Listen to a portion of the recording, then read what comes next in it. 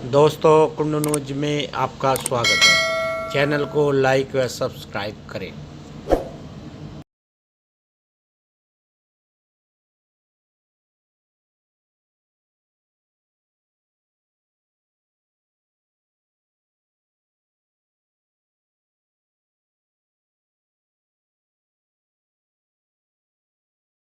बढ़ता रहे। आज भी मंच से बड़े महत्वपूर्ण लोग आपकी पार्टी को ज्वाइन किया है। मैं उसका संज्ञान लेना चाहता हूं। बहुत से लोगों को आपने बहुत करीब से देखा और हमारे बीच कुलदीप भी आए हैं, पार्टी में आए। काफी समय से मैंने इनको देखा है। छात्र राजनीति से उठ के आए, भूमिका इनकी बड़ी है। इनका मैं स्वागत करता हूं। बड़ौद के वाल्मीकि समाज के जिम्मेदार, जिन्होंने सामाजिक न्याय की लंबी लड़ाई लड़ी है और बीजेपी और शायद बसपा में भी कुछ लोग सक्रिय रहे, वे भी आज आपके दल में आए, परिवार में आए। मैं उनका स्वागत करता हूं। आज हमारी जिम्मेदारी बनती है, मैं आपसे उम्मीद करता हूं कि आप उन क्षेत्रों में जाएं। ये मत सोचना ये कोई वोट का मसला भी नहीं है, ये पार्टी की बात मैं कर रहा हूं। ये पार्टी के आह्वान पे आप आए हो। हम ये भी सोचना है, विचार करना है कि दल कैसे मजबूत होगा। लेकिन आज अगर हम किसान पंचायत कर रहे हैं, इसलिए नहीं कर रहे कि कोई वोट का मसला है। बात यह है कि आपको एक एक विधायक की कुर्सी पे नजर रखनी पड़ेगी, सही बात है। लेकिन हम लोग इसलिए उठ रहे हैं क्योंकि हमारी भावना जुड़ी हुई है इस मुद्दे के साथ। ये हमारे खून की बात है, हमारी पहचान और अस्तित्व का सवाल है। मैं नौजवानों को कहना चाहता हूं, सोशल मीडिया पे हो एक्टिव। आज गांव देहात के प्रतीकों को लेकर आप सोशल मीडिया पे सक्रिय रहें, टिप्पणियां करते रहें। ये आपका मौका है। देश भर में पिछले 100 दिन से लगातार किसान किसान किसान बात जा रही, मैसेज जा रहा है। हर वर्ग का आदमी देख रहा है कि किसान के साथ बुरा हो रहा है, अत्याचार हो रहा है। मैंने आज 2 बजे से एक ट्विटर पे ट्रेंड चलाया, उसको जरा आप लिखो। ट्रैक्टर पे आपकी कोई तस्वीर होंगी खूब, हैशटैग ट्रैक्टर प्राइड का इस्तेमाल करो और ट्वीट करो या फेसबुक पे पोस्ट डालो। अभी फोन निकाल के कर लो, कोई बात नहीं। मैं ये पंचायत है, कुछ प्रस्ताव अपने तरफ से रखना चाहता हूं। शायद आज यहां भी मौजूद है एक पत्रकार जिनका नाम मैं कई जगह सभाओं पे ले चुका हूं। वो इस व्यवस्था से अलग है, वो पत्रकारिता से जुड़े हुए हैं और हम सब की प्रार्थना है कि निष्पक्ष पत्रकार के रूप में वे समाज की सेवा करते रहे। उनका नाम है मनदीप पूनिया और आपने देखा था कि उन्होंने इतना ही किया था कि उन्होंने वीडियो जारी की थी कि सिंगू बॉर्डर पे किस तरह से हिंसा को रचा गया। कोई स्वतः नहीं हुआ था, उसके पीछे तंत्र था। वहां पुलिस मौजूदगी में महिलाओं के टेंट को जलाने का प्रयास किया गया, पेट्रोल बम लेके वहां गुंडा तत्व जो है उसको भेजा गया, सिर्फ इसी मकसद से कि किसान का आंदोलन कमजोर। ये मात्र वीडियो जारी करने के बाद सरकार उनके पीछे लगी और इनका तो नाम बाहर आया है, इनके नाम की चर्चा हम लोगों ने की है। ना जाने कितने ऐसे और लोग होंगे जिनके खिलाफ इस सरकार ने अनैतिक कार्रवाई की है। आज इस पंचायत के माध्यम से हम एक आवाज में ये प्रस्ताव पारित करें कि इस तरह के जो पत्रकार हैं, जो समाज सेवी हैं, जो कार्यकर्ता हैं, जो किसानों की सेवा कर रहे हैं, अगर उनके खिलाफ ऐसी अनैतिक कार्रवाई सरकार करेगी तो जिस तरह महात्यागी कांड में क्षेत्र में एक लहर दौड़ी थी और लोग कूद पड़े थे, निस्वार्थ बड़ी कुर्बानी करने को हम सब तैयार हैं।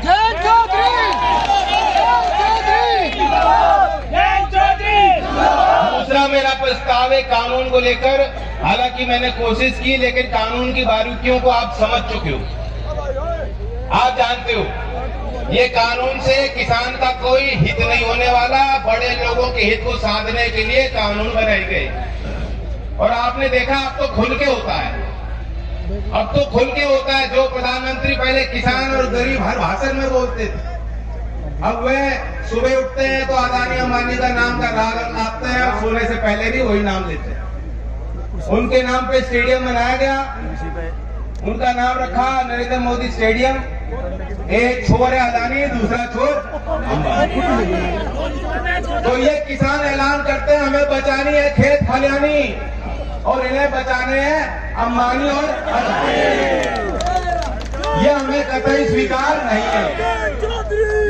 ये जो कानून आपने बनाए हैं मोदी जी, इन्हें वापस ले लो। ये पंचायत का दूसरा प्रस्ताव मैं आपके समक्ष रख रहा हूं। आप राजी होना तो आखिर में हाथ उठा लेना कि ये कानून सरकार वापस ले, और जो किसान को एमएसपी नहीं दिया जाता, स्वामीनाथन आयोग की रिपोर्ट को लागू नहीं किया गया ईमानदारी से, उसके लिए तंत्र बनाए, व्यवस्था बनाए। बताओ ठीक बात है? ठीक बात है।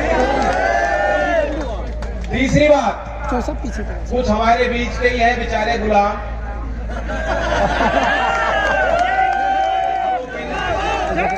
पिंजरे में कैद है, उन्हें देखकर दया आती। उनके लिए कोई ज्यादा कोई बुरी बात नहीं कहना चाहता, वो हमारे बीच के ही हैं।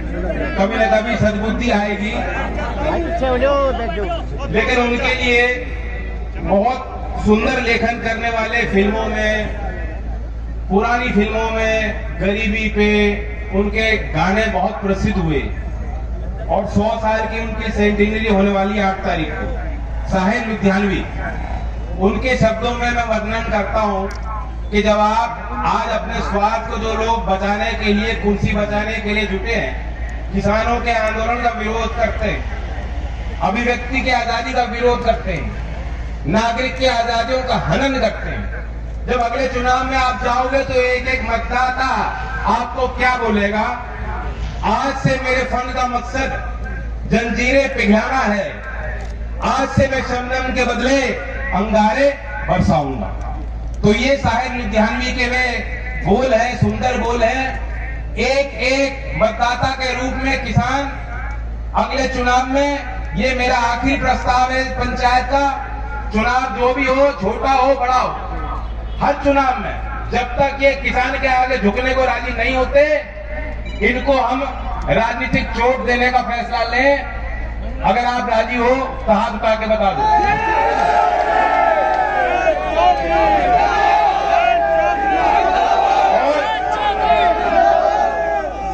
मैं बहुत खुश हूँ नौजवानों को देखकर।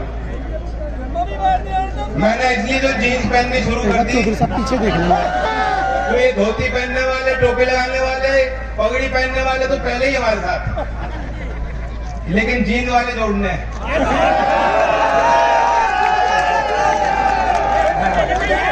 अब इन्हें बहुत बहकाया गया, नौजवानों को बहुत बहकाया। इन्हें नारा दे रखा है डिजिटल इंडिया। डिजिटल इंडिया ऐसा आया है कि भर्ती कैसे होती है आपको पता है, भर्ती हो नहीं रही। अब तो प्री में 5-6 महीने गुजर जाते हैं, प्री नहीं खत्म हो रहे हैं। सिपाहियों की भर्ती होनी थी, 14,000 की तो करा दी, 39,568 जो पोस्ट निकले थे पुलिस के, आप ही रह गए। अब फिर नई भर्ती निकाली इनने।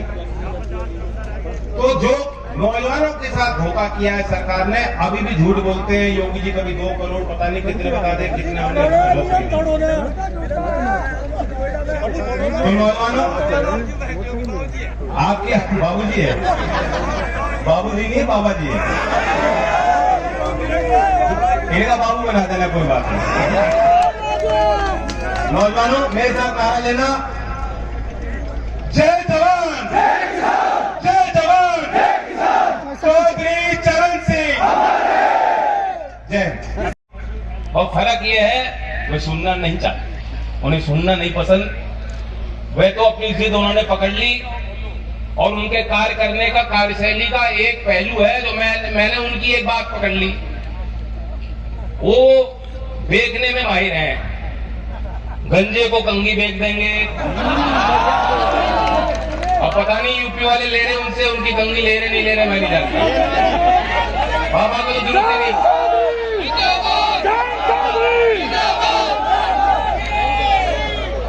तो उन्हें इसका मतलब नहीं कि जो हम नीति बना रहे हैं वो लागू होगी कि नहीं होगी।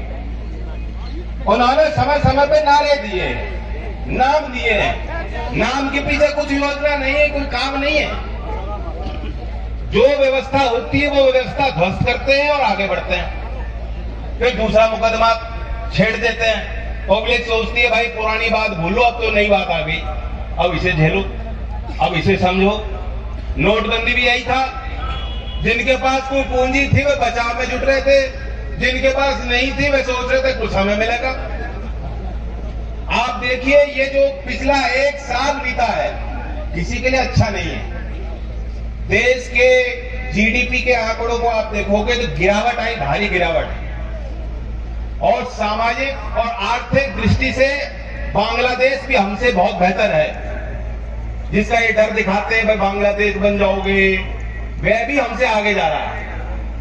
लेकिन इस बीच में आपको मालूम है चंद लोगों की खूब मौज हुई। मैं उदाहरण देना चाहता हूं, इन्होंने लॉकडाउन कर दिया, किसी ने पूछा नहीं, ये बात ठीक है।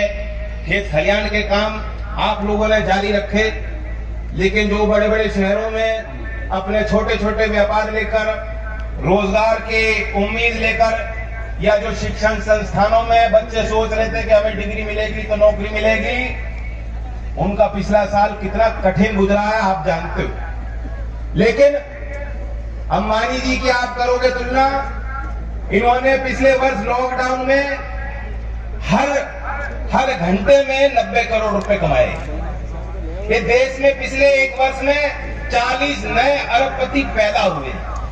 जब जीडीपी का आंकड़ा माइनस में है, आप अपने घर गृहस्थी पे नजर मारोगे तो आपने घाटा, किसी तरह गुजारा कर रहे हो, खर्चे भी नहीं आपके मीट हो रहे हैं। और कुछ ऐसा वर्ग है जो फायदे में है, उन्हें बहुत फायदा मिल रहा है। पिछले 1 वर्ष में लॉकडाउन में ही जो सबसे अमीर वर्ग है, इन्होंने इतना रुपया कमाया है कि देश के 40 करोड़ मजदूरों को आप गरीबी रेखा से उठा सकते थे, इतना धन है।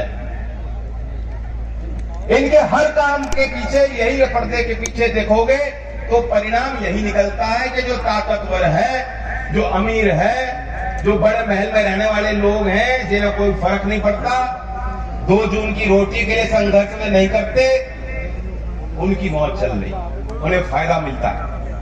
ये जो कानून लाए, नाम तो दे दिया किसान का, और किसान के काम की एक चीज इस कानून में है नहीं।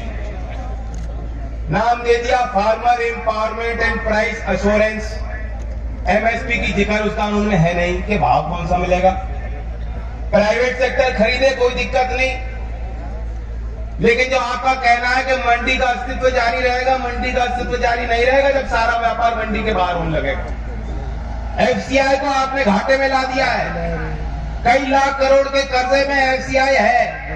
अब वह एफसीआई भी मंडी से ना खरीद के वह भी चंद प्राइवेट लोगों से खरीदेगी, एजेंसी से खरीदेगी। हो सकता है आने वाले दिनों में वह भी सीधा अदानी और अंबानी से ही खरीदे और उन्हीं से खरीदवाए। अदानी ने तो लॉजिस्टिक्स में बड़े बड़े कारखानों के लिए, वेयर हाउसिंग के लिए बहुत बड़ी बड़ी जमीनें हरियाणा में और उत्तर प्रदेश में घेर ली पहले ही। मतलब पहले से ही इनको जानकारी थी, अंदेशा था कैसा होने वाला। भाव की कोई बात नहीं, जो प्राइवेट कोई मंडी बननी नहीं पहले तो। मैं बता दूं, क्योंकि ये कहते हैं कि भाई बहुत लाभ मिलेगा, यूपी में तो मंडी नहीं है, यहाँ तो हरियाणा में जाके बेचते हो, जो धान है या जो गेहूं है यहाँ सरकार खरीदती नहीं है, तो यहाँ के किसानों को तो नुकसान नहीं, उनको तो फायदा होगा। यही तो तर्क दे रहे हैं लोग। लेकिन बात यह है कि यहाँ कोई प्राइवेट मंडी नहीं बनने वाली और ना किसी मंडी में बोली लगने वाली। जो बड़े बड़े चक है जमीन के, जो मालिक है, उन्हें भी ज्यादा नुकसान नहीं होने वाला। यह है कि कई हजार वर्ग मीटर जमीन है, ये इकट्ठी होंगी और ये इन पे करार होंगे और इन्हीं जमीनों पे इनकी नजर है। बैठे बैठे लखनऊ से जब हमारी नजर यहाँ पे थी, दिल्ली के केंद्र की सरकारों के इन फैसलों पे हम लोग विरोध कर रहे थे, या बीमारी इस आपदा में हम लोग थे, योगी जी ने वहां फैसला ले दिया कि 18 साल की जो है खेती की जमीन कोई भी कॉर्पोरेट घराने का आदमी करार कर सकता है, वो उस पे पट्टे पे ले सकता है। तो सारा मसला जमीन का ही है, ना आपके भाव की बात है, ना आपकी कोई तरक्की की बात है, ना ये बात है कि कंपटीशन होगा, प्रतिस्पर्धा होगी तो बेहतर भाव मिल जाएगा। और बड़ी बात यह है कि किसानों ने वोट दी, गांव से वोट निकली, तब जाके बीजेपी की सरकार बनी। ये बहुमत भी आप ही से है। और आज ये सोचने का विषय है कि आप कुछ मांग करो तो सरकार को बात माननी चाहिए। जो सरकार एक पॉप स्टार रिहाना को ट्वीट पे जवाब दे सकती है, 1 महीना हो गया वे सरकार अब किसानों से बात भी नहीं कर रही। मोदी जी ने बयान दे दिया था कि मैं तो एक टेलीफोन दूर हूं, मुझे बस एक बार फोन करने की जरूरत है, और नंबर किसी पे है नहीं, कहां फोन करूं। उन्हें इतनी फुर्सत है कि रोज बंगाल में रैली कर रहे हैं, क्यों उन्हें चुनाव लड़ना है। और 1 मिनट को भी फंसे नहीं है। चलो आपकी भावना समझ रहा हूँ, आवाज को मुस्कुराहट नहीं आ रही, लेकिन आपके हाव भाव से मैं समझ रहा हूँ, आप संग हो।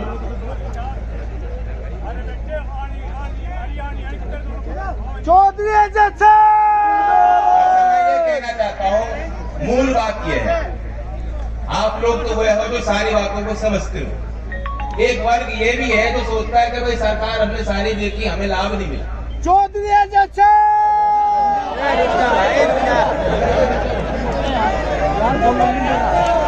यहाँ मेरी बात करने का फायदा नहीं, आप तो मंडे मंडाए हो। एक वर्ग है जो विश्वास नहीं करता, उन्हें लगता है भाई सरकार हमने सारी देखी, किसान को तो भाव नहीं मिलता, नौजवानों को नौकरी नहीं मिलती, संघर्ष तो हमारा जारी रहेगा। तो वोट के मसले दूसरे रखो, ये तो आंदोलन के मसले हैं, वोट हम अपने मन से करेंगे। यही गलतफहमी है। जब तक आप उत्तर प्रदेश में 403 विधायक के पद के दावेदारों को चुनाव नहीं करोगे और अपने मुद्दों को सोच समझ कर चुनाव नहीं करोगे, और जब तक आप 543 सांसदों का चुनाव एक सांसद ऐसा नहीं हो जो सुबह उठता हो तो उसकी चिंता करता हो किसान की, और रात को सोते वक्त भी आप ही की चिंता करता हो, ऐसे चुनाव जब तक नहीं करोगे तो आपको ना मुख्यमंत्री मिले और ना ही आपको प्रधानमंत्री मिले, जिन्हें कुछ पता हो। भाई यहाँ नहीं चलेगा। हमारे यहाँ माहौल आज किसानों के पक्ष में, जगह जगह पंचायत हो रही। खास बात है, पंचायत करने की आवश्यकता यूपी के लोगों ने जो किसान के आंदोलन को दबाना चाहते थे, उन्होंने कहा ये तो सीमित है। पहले उन्होंने खालिस्तानी का पैंतरा इस्तेमाल किया, कोशिश की कि उग्रवादी लोग हैं, इन्हें इन पे ऐसा इल्जाम लगा दो। 26 जनवरी की घटनाक्रम देश के आगे है, उसे एक तरीके से पेश किया गया, तैयारी के साथ पेश किया गया, और फिर अब ये बात में आ गए कि ये तो जाटों का आंदोलन। और इसलिए चौधरी साहब ने कहा कि जाटों का नहीं, ये किसानों की बात है। और उसके बाद मैं बस्ती भी गया, लखीमपुर गया, मैं प्रयागराज जाऊंगा, और टांडा में मेरा कार्यक्रम है, यहाँ से बहुत दूर पड़ता है, लेकिन आपको जानकारी दे रहा हूँ कि जहाँ किसान है, पूर्वांचल में भी तो किसान है, यहाँ भी सब किसान है, अलग अलग बिरादरी के, 36 जाति जिसे कहते हैं, धार्मिक अलग मान्यताओं से कोई मतलब नहीं, लेकिन जो खेती से जुड़े हुए लोग हैं वह अपने तरीके से हमारी पंचायतों में आ रहे हैं। क्या कारण है? कारण यह है कि उन्हें विश्वास भी है और ये समझते हैं कि आज वक्त खड़ा होने का है, अपने भाई को हिम्मत देने का है, किसानों को एहसास दिलाने का है कि वो अकेले नहीं, लाठी डंडे से डटने वाले नहीं, हटने वाले नहीं है।